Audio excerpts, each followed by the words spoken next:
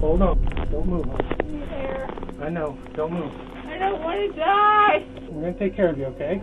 Make me alive. These were the chilling final moments of a 16-year-old, a child who became the third of 4 victims, murdered by the very man she once called her dad.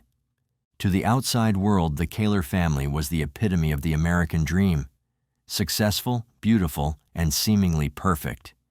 Neighbors admired them, friends envied them, and strangers wished for a life like theirs. But behind that polished facade lay a storm of secrets, manipulation, and simmering rage.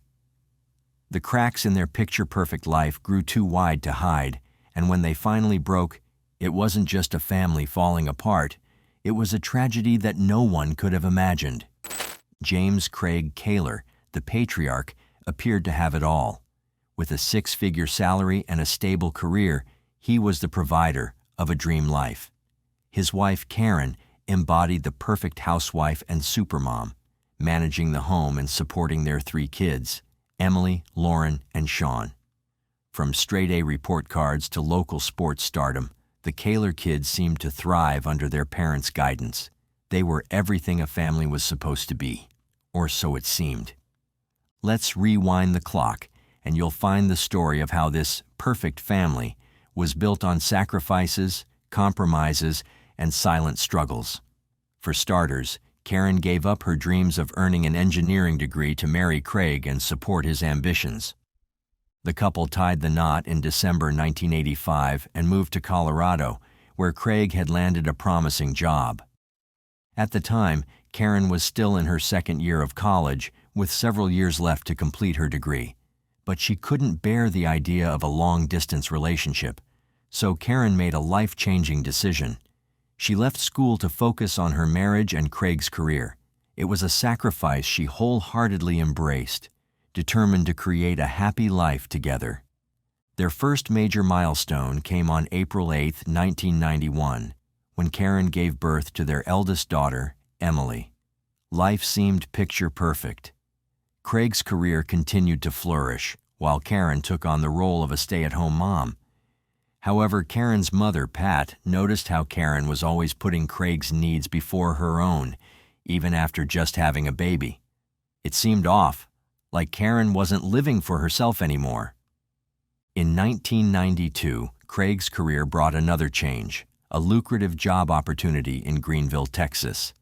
The family relocated, and in May 1993, they welcomed their 2nd daughter, Lauren. By all appearances, the Kahlers had it all: Craig's professional success, Karen's dedication to her family, and 2 bright, thriving daughters. Emily was the firstborn, and she was a smart kid, a pleaser, wanted to do good, kind of like her mom, creative and smart. Emily played the drum set and sang, and Lauren played the bass and sang. Yet beneath the surface, tensions quietly simmered. One of those tensions arose from a disagreement over having more children. Karen felt their family was complete with 2 kids, but Craig wanted another. In a strikingly unorthodox move, the couple created a written agreement.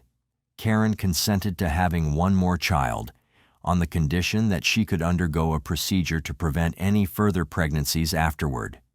Craig agreed, and in March 1999, their son, Sean, was born. To honor their agreement, Craig later underwent a vasectomy, ensuring no more surprises in their growing family. By this point, life seemed to stabilize. Craig's next job opportunity led them to Weatherford, Texas, a quiet suburb near Dallas, where his career continued to ascend. Once again, Karen adapted, immersing herself in her new community. She joined a local moms group and eventually became its president, building a strong network of friends and resources. She also made sure her kids stayed active and involved. Emily excelled in school and music, Lauren thrived in sports and band, and Sean became a rising baseball star.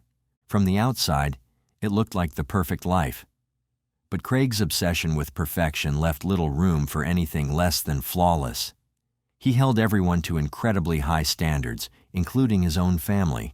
His daughter Lauren, who struggled with ADD and didn't get straight A's like Emily, became a target for his criticism.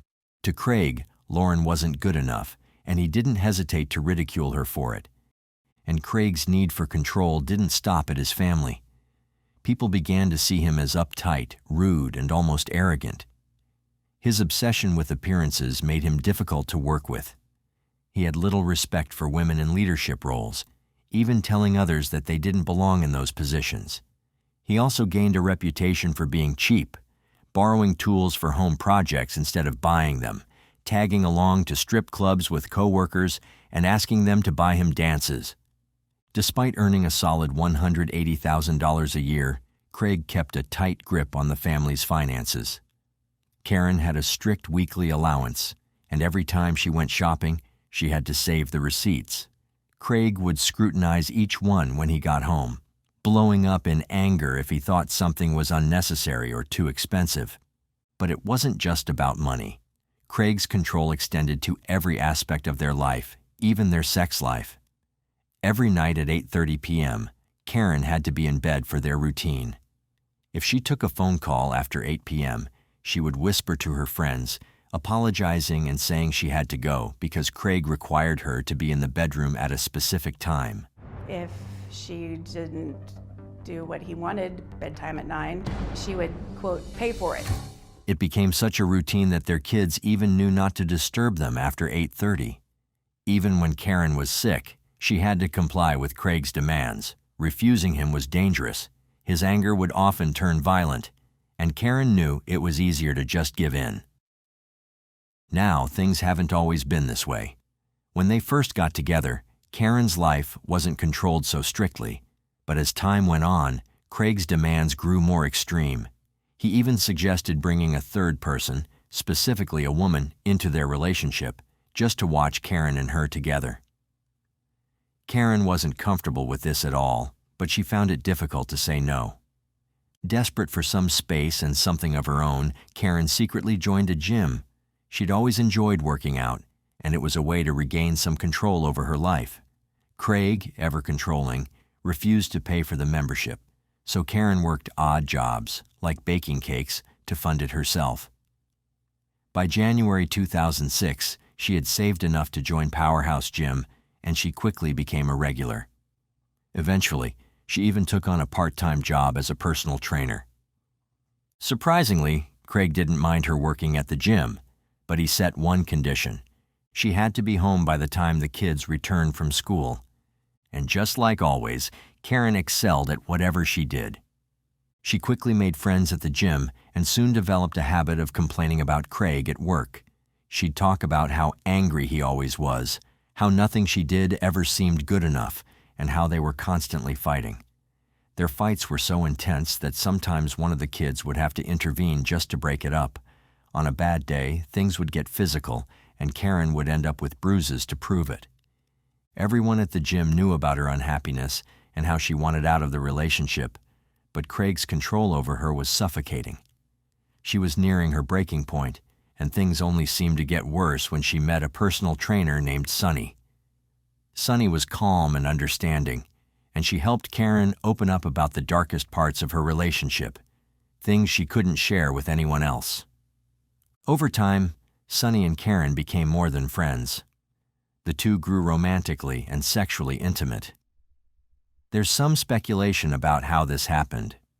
Some believe that Craig encouraged it after he had previously asked Karen to bring a third person into their relationship, while others think Karen and Sunny had already started an affair before Craig even knew about it. Regardless of how it began, their relationship evolved into a threesome. Craig even sent Sunny flirty texts, bought flowers for both women, and encouraged them to take weekend getaways. However, later on, he denied pushing the two together. While Karen and Sunny's relationship was out in the open, Craig told a different story. He claimed that Karen was ruining their marriage, and the biggest issue was that his carefully curated image of the perfect family was crumbling. By the way, I post true crime and new cases here every day. So if that sounds like your kind of thing, please consider subscribing. It helps a lot. In 2008, Craig saw an opportunity to regain control.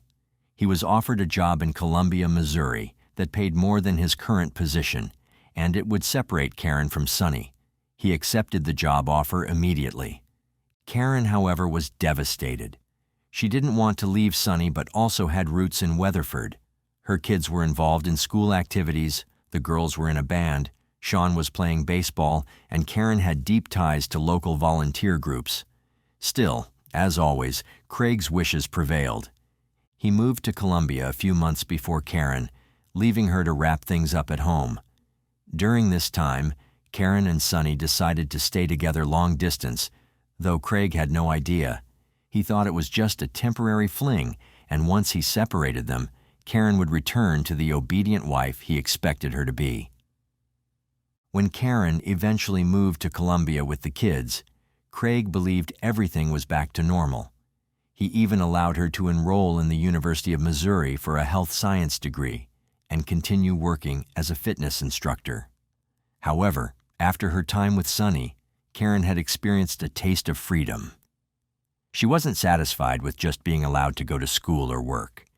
She didn't want a life where Craig felt entitled to control her every move. Once Craig realized he was losing control over his wife, Karen, he began to tighten his grip even harder.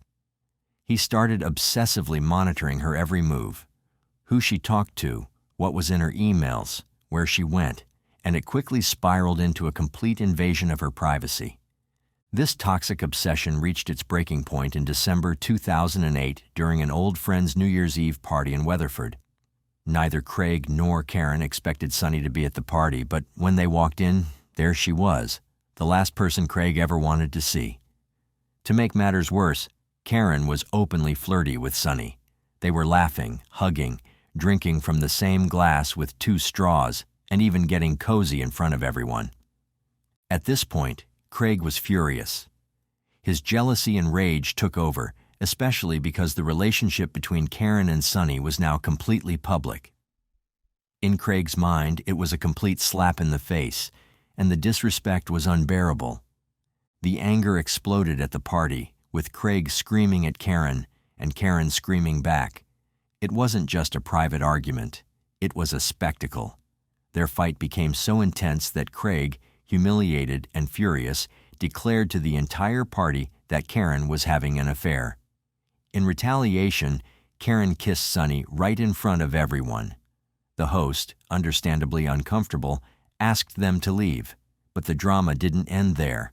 The fight continued outside on the front lawn, and it soon turned physical. Craig, consumed by his anger, shoved Karen, causing her to fall and hit her head on the ground. By the morning, both of them were reeling from the fallout. Karen, despite the chaos, began to have second thoughts about the way she was pushing Craig. She told Sonny that they needed to take a break from their relationship, but Sonny wasn't having it. She told Karen that the problem wasn't with her, but with Craig. Sonny was deeply concerned for Karen's safety, especially after witnessing his violent outbursts. So, in late January 2009, Karen made the brave decision to file for divorce. She didn't leave the house immediately, but she started sleeping in a separate room. She also continued her long-distance relationship with Sonny. Craig, still obsessively controlling, kept monitoring Karen's emails and even went through her things. He found multiple greeting cards from Sonny and used that to track her every move. Each time Karen made plans to meet Sonny, Craig would follow her, trying to sabotage their time together. His jealousy knew no bounds. At work, Craig became increasingly unhinged. He would carry around a photo album, showing it off to coworkers and saying things like, "Isn't this a happy family? Why doesn't Karen want to be a happy family?" His bizarre behavior made everyone uncomfortable, but Craig didn't seem to notice or care. He was too consumed by his need to control Karen's life. The tension reached a boiling point in March 2009, after Craig gave a speech at a city council meeting. Karen, there to support him, was dragged into another heated argument. This time, Craig's anger turned physical. He assaulted Karen, and she called the police. Craig was arrested for third-degree domestic assault. In her statement to the police, Karen described how Craig physically blocked her exit, cornering her against a cabinet, and how his behavior had grown increasingly violent and controlling over time. Despite Craig's denial of the assault, claiming he was only trying to give Karen a hug, the marks on Karen's body told a different story. Craig was arrested and charged. Karen moved out of their home, taking the kids with her, and rented a place on the other side of Columbia. She also withdrew $50,000 from their shared bank account, signaling that she was finally breaking free from Craig's toxic and dangerous control. Now, the arrest of Craig was nothing short of devastating. As a city official, his actions were front-page news, and when his bizarre and unsettling behavior at work came to light, it only made things worse. Eventually, the city issued a public statement saying Craig resigned due to difficult family issues, but the truth was far more complicated.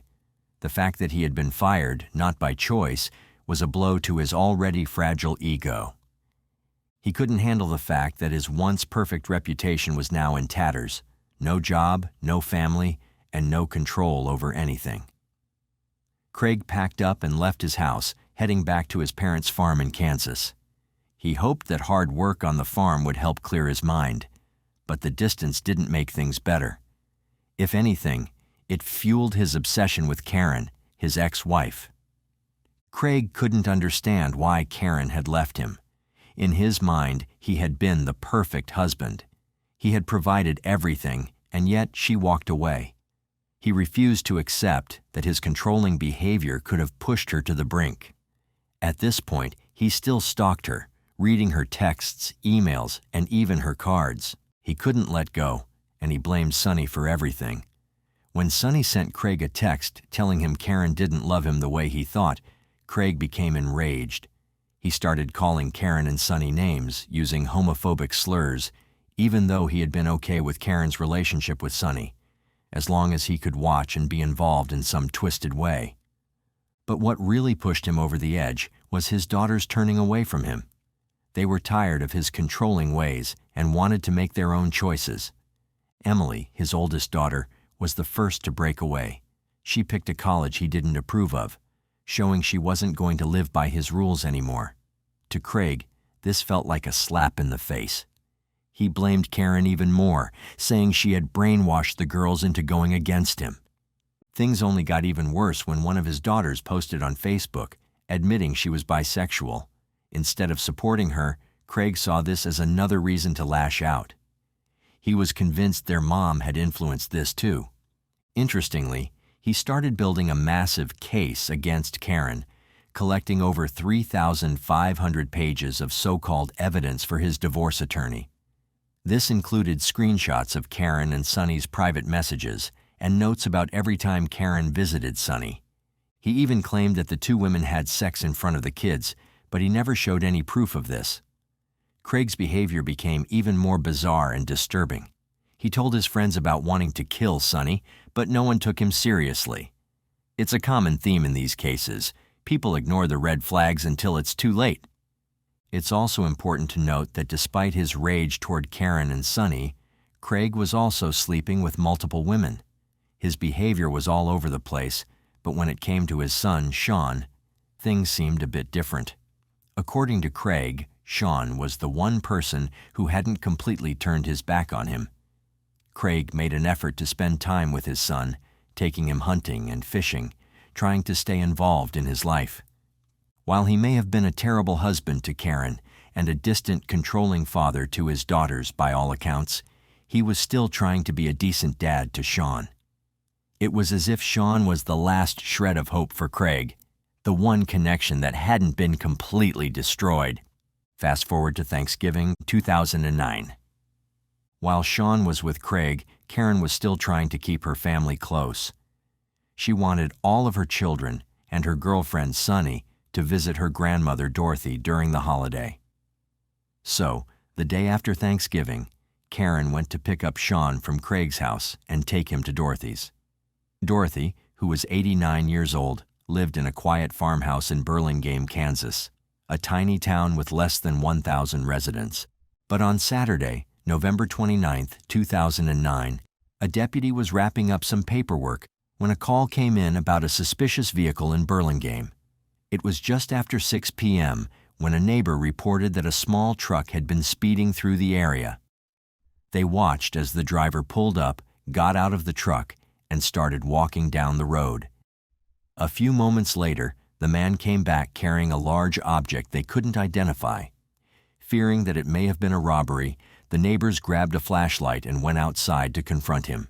But before they could get close, the man placed the object in the back seat of the truck, climbed in, and sped off. The neighbors quickly called the sheriff's office, and the deputy set out to investigate. But just minutes later, another call came in, one that would lead to a much darker discovery.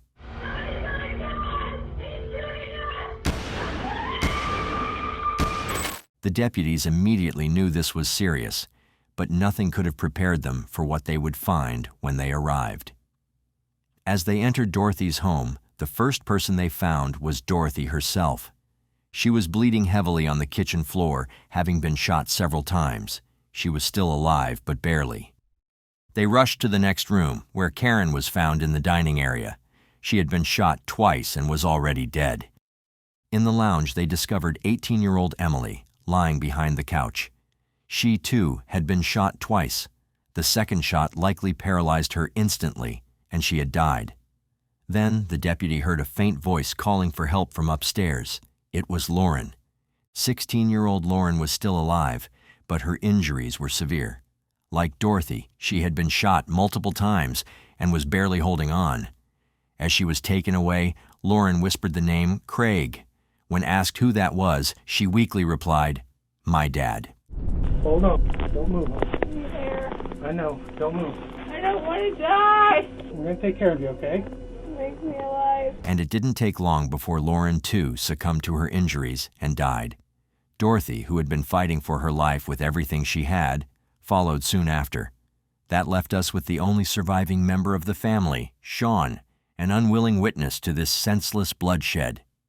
According to his account, he and Karen had been sitting together, cleaning some old coins when the nightmare began. Without warning, Craig burst through the back door, rifle in hand, and opened fire on Karen. In the chaos, Sean ran for his life, desperate to escape. He scrambled for Karen's phone to call for help, but before he could, more gunshots echoed through the house. Terrified, he knew he had to get out, and so he fled, running for the neighbor next door. Understandably, a search warrant was issued immediately for Craig, and it didn't take long for the authorities to locate his car. Abandoned in the middle of nowhere, eerily out of place.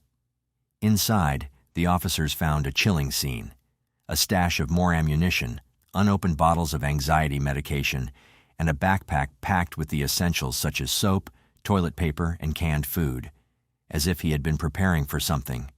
But Craig himself was nowhere to be found.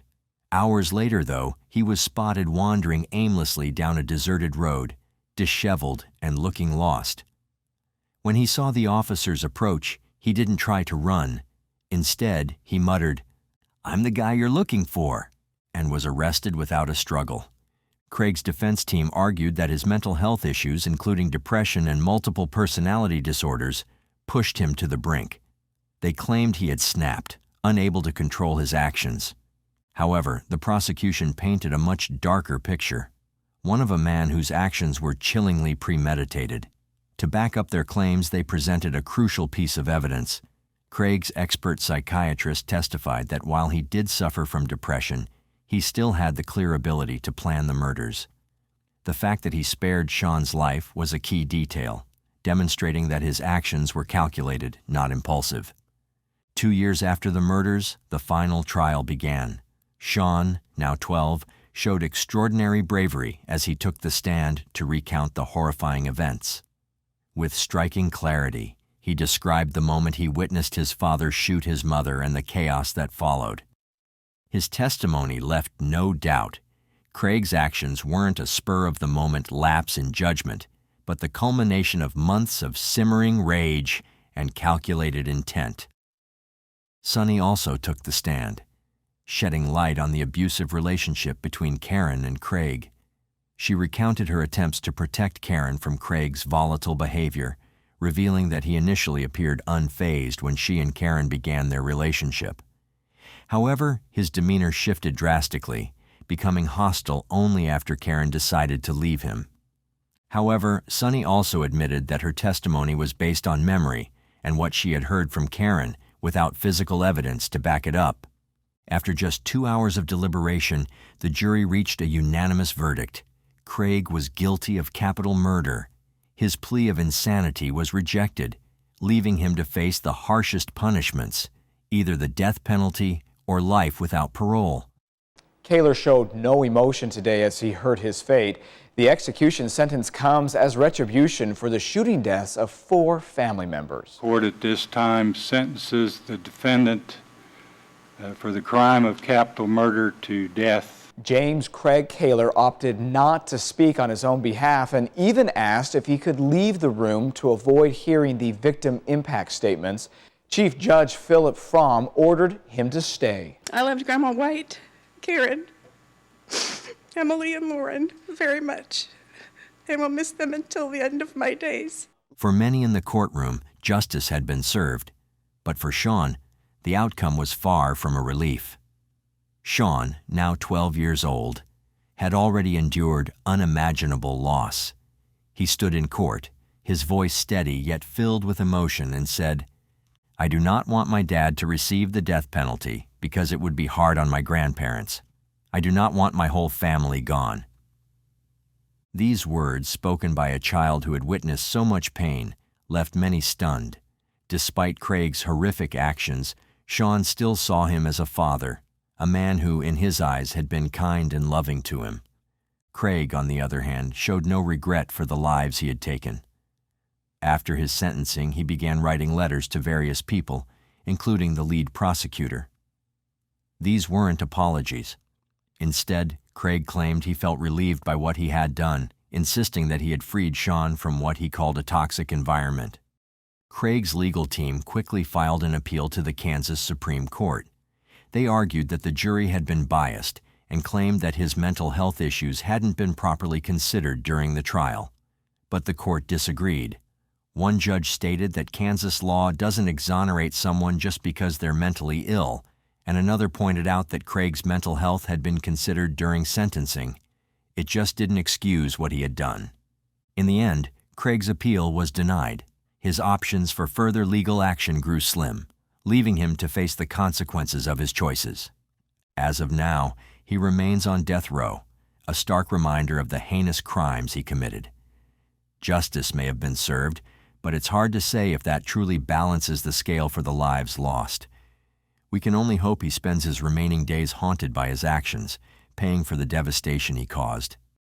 As for Sean, his story is one of incredible resilience. Despite the trauma and struggles he endured, he managed to rise above it all. He graduated high school and now works in Kansas, a living testament to strength and perseverance in the face of unimaginable tragedy. His journey inspires hope, proving that even in the darkest times, there's a way forward. But what about this case sticks with you? Do you think this tragedy could have been prevented with the right intervention or support? Share your thoughts in the comments below. Let's discuss. If you like the way we create these videos and you want to help bring more cases like this to light, hit that like button and subscribe for more deep dives. Thank you once again for watching.